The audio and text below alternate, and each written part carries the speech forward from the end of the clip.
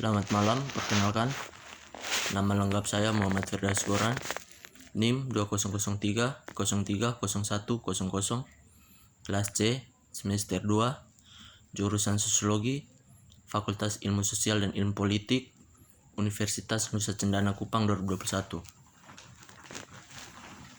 Baik, pada kesempatan ini saya akan membacakan tugas review buku pertama, Perubahan Sosial, yang berjudul Perubahan dan Politik di Indonesia. Pada 1 Mei 2014, pusat perubahan paling dinamis secara politik di Indonesia membuat sejarah. Untuk pertama kalinya, sebuah konferensi Serikat Pekerja Independen mendatangi kontrak politik dengan calon presiden. Sebelum mendekati Prabowo, kita lebih tahu rayuan buruh oleh calon presiden yang serius tetapi bisnis dan mantan jenderal yang terkenal karena keterlibatan dalam kemanusiaan, pelanggaran hak, merupakan perkembangan yang mengajukan bagi para sarjana Indonesia politik.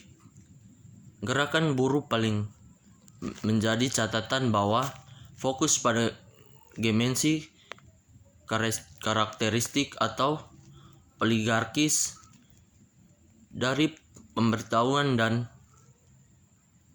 tinggalkan sedikit ruang Atlantik bagi kelompok yang terpinggirkan secara ekonomi untuk memengaruhi peliharaan politik. Penilaian yang ditulis pada dekade pertama setelah jatuhnya Soeharto pada tahun 1998 adalah pesimis tentang proyeksi masa depan tenaga kerja.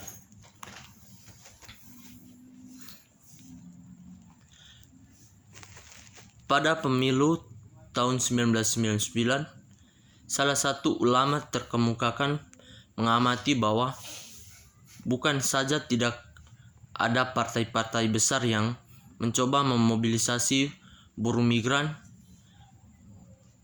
tersebut. Buruh migran sangat elit selama kampanye pemilu terutama pengadilan tenaga kerja, apalagi secara terbuka perkomitmenan pada kontrak politik dengan Konfederasi Serikat Pekerja.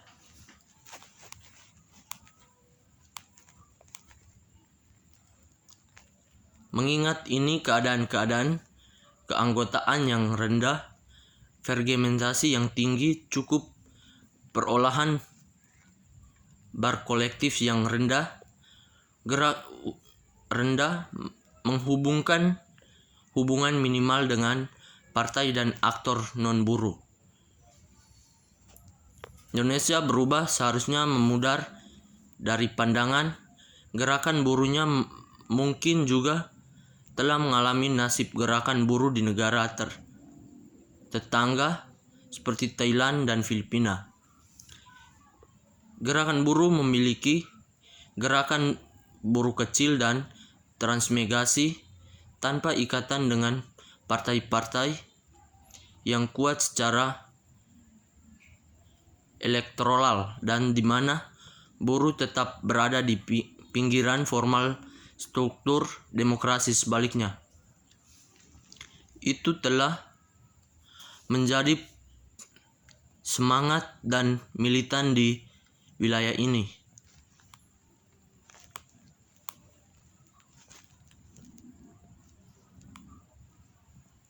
Dalam jeda tajam dari dekade apolitis serikat pekerja, beberapa serikat pekerja juga memulai menyelidiki arena pemilihan. Secara signifikan, mereka melakukan ini bukan dengan hubungan yang dikembangkan dengan satu partai politik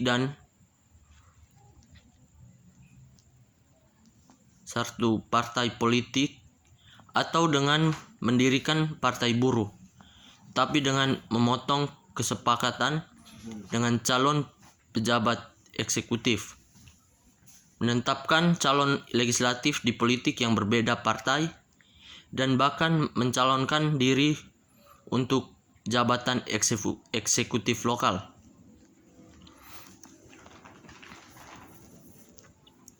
Bab 2 pembahasan. Pertama, buruh dalam demokrasi Indonesia. Meski terdiri dari pluralitas atau bahkan mayoritas penduduk di sekitar dunia, kelompok-kelompok yang kurang beruntung secara sosial ekonomi biasanya diturunkan ke pinggiran politik demokrasi. Mungkin memiliki hak untuk berpotensi politik dalam demokrasi prosedural, tetapi kesenjangan ekonomi berarti bahwa subset istimewa dari populasi secara tidak profesional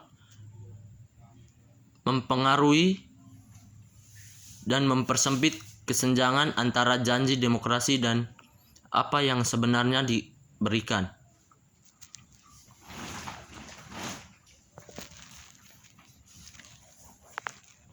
Secara historis, gerakan buruh mempelajari hak untuk berorganisasi di tempat kerja, untuk berunding bersama, dan untuk kebijakan kesejahteraan sosial yang sebagai mendemokrasi atau membentuk partai mereka sendiri. Menjelang transisi menuju demokrasi, perspektif bahwa gerakan buruh akan mampu memanfaatkan ruang demokrasi untuk memajukan kepentingan kelas pekerja tampaknya suram.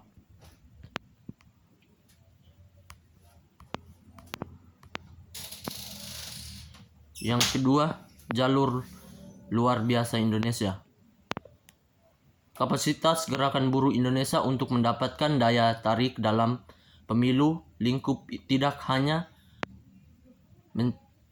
mengacukan pendekatan dominan untuk studi bahasa Indonesia politik, tapi juga akan menunjukkan para sejarah politik perubahan komparatif.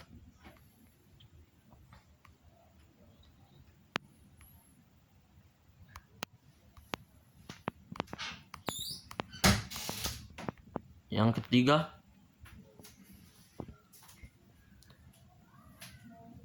lanskap buruh terorganisir. Bagian terakhir dari teka-teki adalah lanskap kerja terorganisir. Salah satu dari organisasi serikat pekerja yang paling kuat adalah Konfederasi Perdagangan Indonesia, Serikat Pekerja Indonesia. Generasi kedua memisahkan diri dari Serikat Pekerja era Orde Baru. Setelah satu dari 7 konvensi lain yang terdaftar pada tahun 2018 adalah Kongres Analisis Serikat Buruh Indonesia. Analisis Serikat Buruh Indonesia yang mempertemukan analisis balas dendam serikat pekerja berdasarkan kelompok pekerja yang disponsori LSM pada tahun 1990-an. Yang berikut penutup. Kesimpulan, perkembangan juga akan menjadi kejutan bagi para sarjana tenaga kerja komparatif politik. Gerakan buruh bukanlah pemain sentral dalam proses yang membawa turunan kediktoran. Ketika demokrasi Indonesia terkonsolidasi, itu bisa dibilang tumbuh lebih lemah dalam hal ukuran konvensional kekuatan serikat. Meskipun peluang perorganisasian baru dan muncul serikat baru, tingkat isasi serikat pekerja tetap rendah. Demikian, hanya itu dari saya. Sekian dan terima kasih. Selamat malam.